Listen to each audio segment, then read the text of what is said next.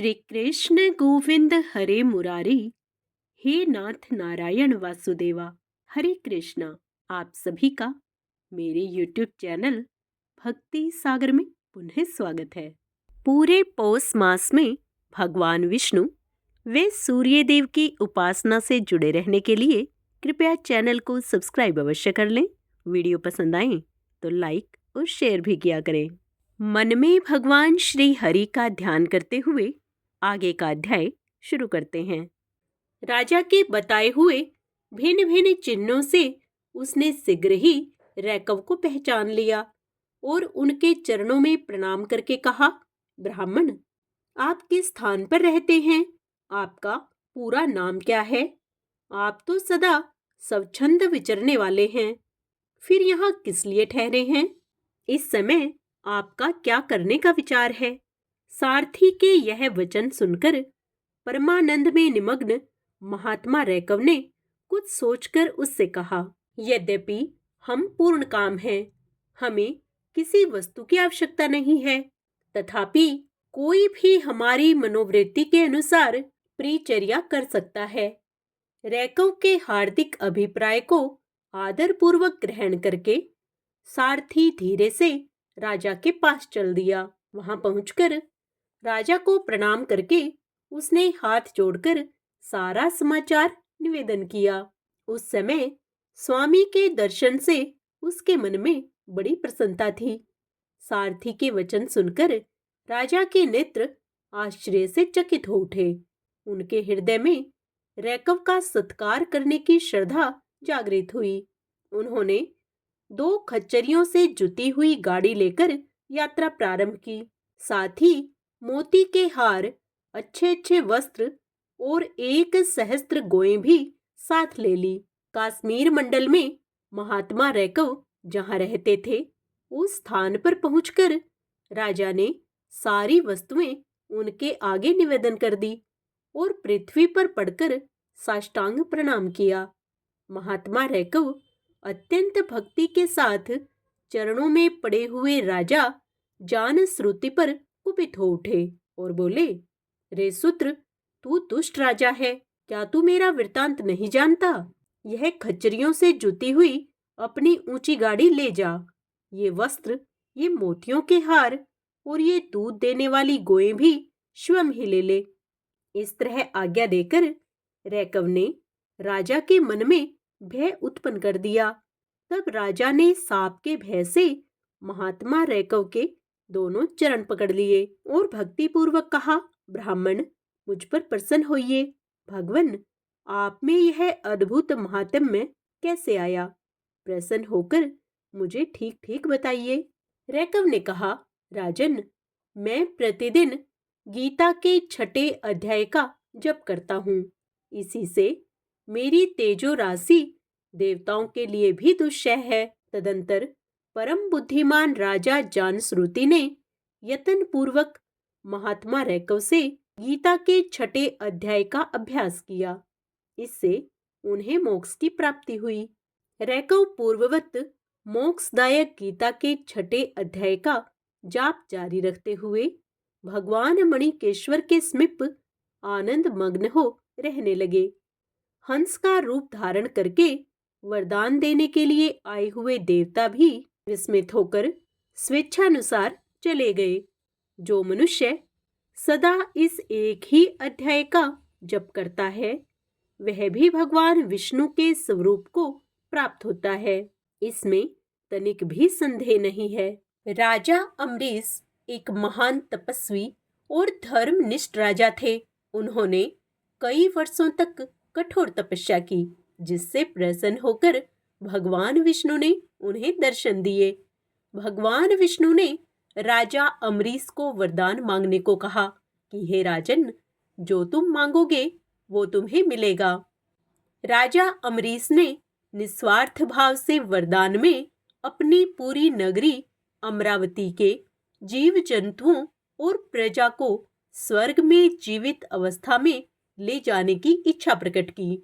भगवान विष्णु ने उनकी इस भक्ति और निस्वार्थता को देखकर उनकी इच्छा पूर्ण करने का वचन दिया। भगवान विष्णु ने सभी को स्वर्ग लेकर जाने के लिए बड़ा विमान अमरावती नगरी में उतारा था। ऐसा माना जाता है कि वो विमान बहुत ही विशालकाय था और उसके 84 पैर थे। उस विमान के पैरों के निशान आज भी मंदिर के पिछले हिस्से जंगल में मौजूद हैं। अमरावती नगरी की प्रजा के साथ राजा अम्बरीश विमान में बैठकर स्वर्ग के लिए रवाना हो गए। स्वर्ग के आधे रास्ते पहुंचते पहुंचते राजा अम्बरीश के मन में विचार आया कि मेरे जैसा तपोबली राजा और कौन है। मैं कितना भाग्यशाली हूँ, मेरे जैसा और कोई तपस्वी नहीं जो मानव शरीर के साथ जीवित स्वर्ग में जा रहा हो। राजा के मन में ऐसा विचार आते ही विमान बीच में ही रुक गया।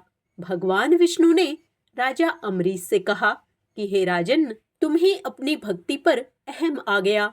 मेरा तुम्हारा वचन खत्म हो गया। अब तुम नीचे धरती पर वापस जा सकते हो। राजा अम्बरीश ने भगवान से प्रार्थना की और कहा कि हे भगवान, ये गलती मैंने की है तो आप मुझे अकेले को ही सजा दो। मेरी प्रजा सब खुशियां मनाते हुए जा रहे हैं, उन्हें जाने दो और मुझे वापस धरती पर भेज दो। राजा अम्बरीश को नीचे भेज दिया गया और उनकी सारी प्रजा स्वर्ग में चली गई। राजा अम्बरीश ने धरती पर आकर फिर से भगवान विष्णु की तपस्या शुरू कर दी। राजा अम्बरीश की कठोर तपस्या से स्वर्ग के राजा इंद्र का सिंहासन डोलने लगा और राजा इंद्र को यह डर सताने लगा कि राजा अम्बरीश इतनी तपस्या करके मेरा राज्य न छीन ले। इंद्रदेव ने राजा अम्बरीश की तपस्या भंग करने के लिए ऊपर से बड़ा सा पत्थर राजा अम्बरीश पर फेंक दिया।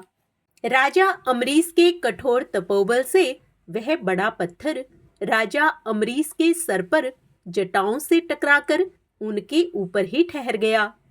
वही बड़ा पत्थर जो एक बड़ी शिला आज भी ऋषिकेश भगवान मंदिर के सामने पहाड़ पर अधर में मौजूद है और उस शिला में जहां राजा अम्बरीश के सर से टकराई थी वहां खड्डे के निशान आज भी उस शिला में मौजूद हैं। इंद्रदेव जब राजा अम्बरीश की तपस्या भंग न कर सके तो भगवान विष्णु के पास गए और कहा, भगवान आप कुछ करो, हमारी बस की तो बात है नहीं, राजा बहुत तपोबली है। भगवान विष्णु वापस धरती पर आए राजा अम्बरीश को लेने के लिए। राजा अम्बरीश ने भगवान विष्णु को कहा, भगवान मुझे स्वर्ग नहीं देखना है, इस जगह आप स्वयं आओ ताकि मैं आपके दर्शन रोज करता रहूं। भगवान विष्णु स्वयं आए। उमरणी गांव में भगवान विष्णु का मंदिर स्थित है जिसे ऋषिकेश भगवान के नाम से जाना जाता है। जय श्री हरि विष्णु। आइए अब भगवान सूर्य को प्रसन्न करने के लिए आदित्य हृदय स्तोत्र का पाठ करते हैं। आज हम आदित्य हृदय स्तोत्र का हिंदी अनुवाद करेंगे। उधर श्री रामचंद्र जी युद्ध से थककर चिंता करते हुए रणभूमि में खड़े हुए थे। इतने में रावण भी युद्ध के लिए उनके सामने उपस्थित हो गया। यह देख भगवान अगस्त्य मुनि जो देवताओं के साथ युद्ध देखने के लिए आए थे, श्री राम के पास जाकर बोले, सबके हृदय में रमण करने वाले महाबाहो राम, यह सनातन गोपनीय स्तोत्र सुनो। वत्स, इसके जप से तुम युद्ध में अपने समस्त शत्रुओं पर विजय पा जाओगे। इस गोपनीय स्तोत्र का नाम है आदित्य हृदय स्तोत्र। यह परम पवित्र और संपूर्ण शत्रुओं का नाश करने वाला है। इसके जप से सदा विजय की प्राप्ति होती है। यह नित्य, अक्षय और परम कल्याण में स्तोत्र है। संपूर्ण मंगलों का भी मंगल है। इससे सब पापों का नाश हो जाता है। यह चिंता और शोक को मिटाने तथा आयु को बढ़ाने वाला उत्तम साधन है। भगवान सूर्य अपनी अनंत किरणों से सुशोभित हैं। ये नित्य उदय होने वाले देवता और असुरों से नमस्कृत विवस्वान नाम से प्रसिद्ध प्रभा का विस्तार करने वाले और संसार के स्वामी हैं। तुम इनका रश्मिमन्ते नमः, समुद्यन्ते नमः, देवासुर नमस्कृत्याय नमः, विवस्ते नमः, भास्कराय नमः, भुवनेश्वराय नमः इन मंत्रों के द्वारा पूजन करो। संपूर्ण देवता इन्हीं के स्वरूप हैं। ये तेज की राशि तथा अपनी किरणों से जगत को सत्ता एवं स्फूर्ति प्रदान करने वाले हैं। ये अपनी रश्मियों का प्रसार करके देवता और असुरों सहित समस्त लोकों का पालन करने वाले हैं।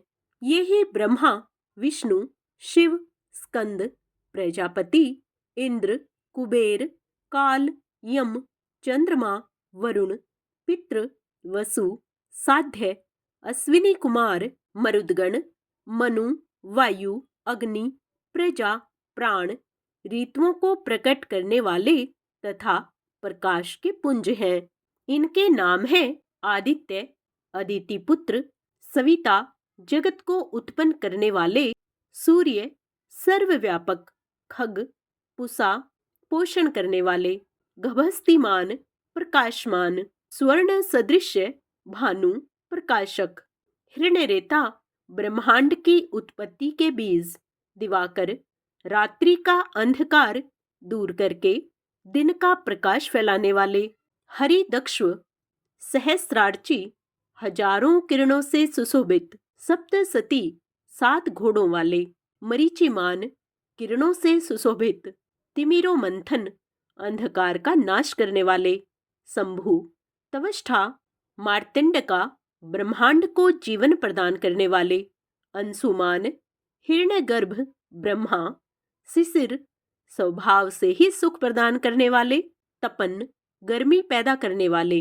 अहस्कर, रवि, अग्निगर्भ, अग्नि को गर्भ में धारण करने वाले, अदिति पुत्र, शंख, शिशिरनाशन, शीत का नाश करने वाले, व्योमनाथ, आकाश के स्वामी, ऋग, यजु और सामवेद के पारगामी, तमभेदी, धन वृष्टि, अपाम मित्र, जल को उत्पन्न करने वाले, विंध्य विधि पलंगम, आकाश में तीव्र वेग से चलने वाले, आतपी, मंडली, मृत्यु, पिंगल, भूरे रंग वाले, सर्वतापन, सबको ताप देने वाले, कवि, विश्व, महातेजस्वी, रक्त, सर्वभवोद्भव, सबकी उत्पत्ति के कारण, नक्षत्र, ग्रह और तारों के स्वामी, विश्व भावन, जगत की रक्षा करने वाले, तेजस्वियों में भी अति तेजस्वी और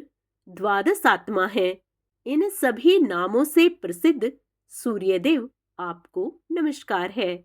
पूर्वगिरी उत्तरांचल तथा पश्चिमगिरी अस्तांचल के रूप में आपको नमस्कार है। ज्योतिर्गणों, ग्रहों और तारों के स्वामी तथा दिन के अधिपति आपको प्रणाम है। आप जय स्वरूप तथा विजय और कल्याण के दाता हैं। आपके रथ में हरे रंग के घोड़े जुते रहते हैं। आपको बारंबार नमस्कार है। सहस्त्रों किरणों से सुशोभित भगवान सूर्य आपको बारंबार प्रणाम है। आप अदिति के पुत्र होने के कारण आदित्य नाम से भी प्रसिद्ध हैं। आपको नमस्कार है। उग्र, वीर और सारंग सूर्य देव को नमस्कार है। कमलों को विकसित करने वाले प्रचंड तेजधारी मार्तंड को प्रणाम है। आप ब्रह्मा, शिव और विष्णु के भी स्वामी हैं। सूर्य आपकी संज्ञा है। यह सूर्यमंडल आपका ही तेज है। आप प्रकाश से परिपूर्ण हैं। सबको स्वाहा कर देने वाली अग्नि आपका ही स्वरूप है। आप रौद्र रूप धारण करने वाले हैं। आपको नमस्कार है। आप अज्ञान और अंधकार के नाशक, जड़ता एवं शीत के निवारक तथा शत्रु का नाश करने वाले हैं। आपका स्वरूप अप्रमेय है। आप कृतधनों का नाश करने वाले, संपूर्ण ज्योतियों के स्वामी और देव स्वरूप हैं। आपको नमस्कार है। आपकी प्रभा तपाए हुए स्वर्ण के समान है।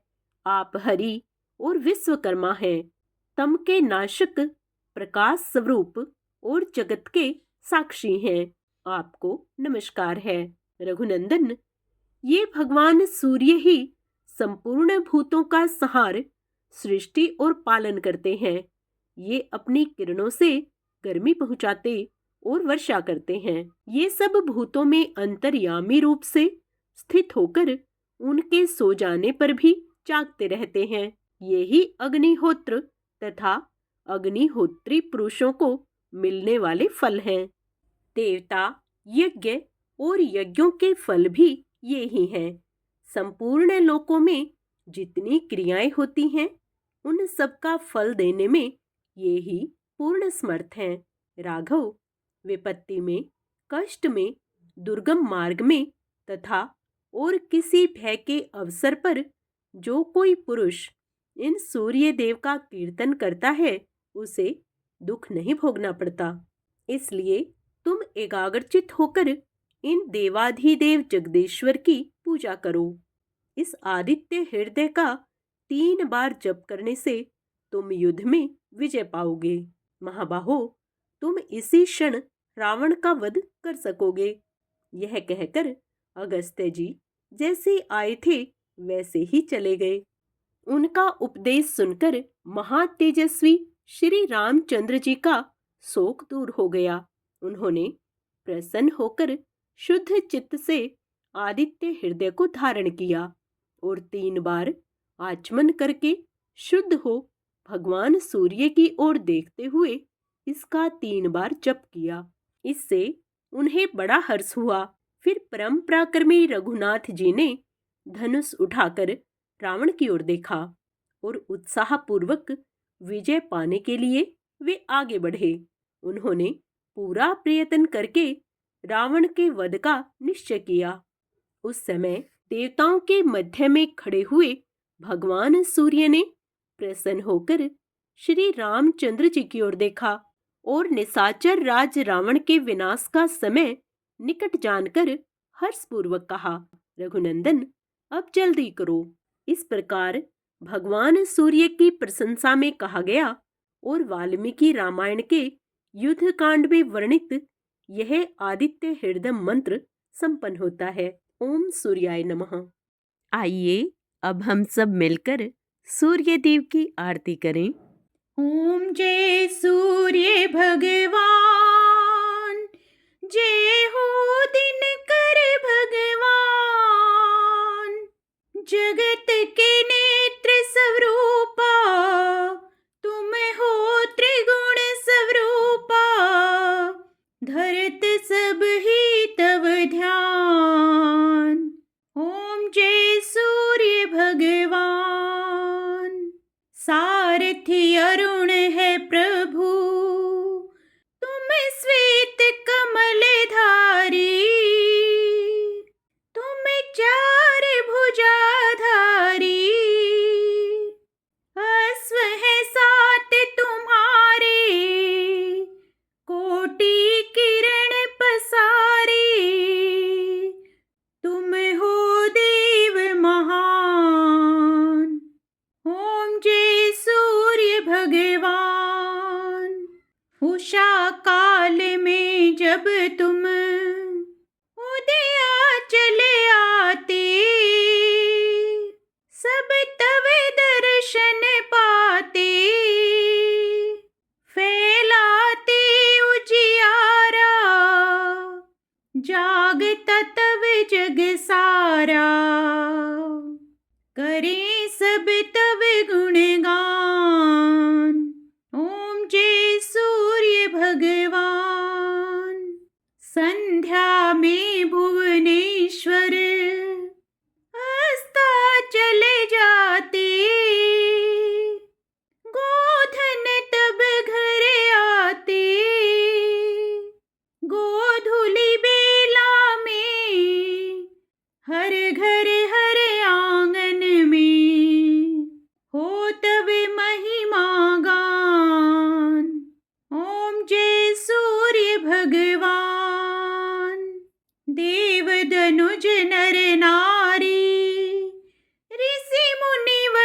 भजते, आदित्य हृदय जपते, स्तोत्र ये मंगलकारी, इसकी है रचना न्यारी, दे नव जीवन दान। ओम जय सूर्य भगवान, तुम हो त्रिकाल रचयिता, तुम जग के आधार, महिमा तव अपरम पार। प्राणों का सिंचन करके भक्तों को अपने देते, बल बुद्धि और ज्ञान। ओम जय सूर्य भगवान, भूचर जलचर खेचर, सबके हो प्राण तुम्ही, सब जीवों के प्राण तुम्ही। वेद पुराण बखाने, धर्म सभी तुम्हें माने, तुम ही सर्वशक्तिमान। ओम जय सूर्य भगवान, पूजन करती दिशाएं, पूजे 10 दिग्पाल, तुम भुवनों के प्रतिपाल। ऋतुएं तुम्हारी दासी, तुम शाश्वत अविनाशी, शुभकारी अंशुमान। ओम जय सूर्य भगवान, ओम जय सूर्य भगवान, जय हो दिनकर भगवान। जगत के नेत्र स्वरूपा, तुम हो त्रिगुण स्वरूपा, धरत सब ही तव ध्यान। ओम जय सूर्य भगवान, ओम जय सूर्य भगवान। ओम सूर्याय नमः।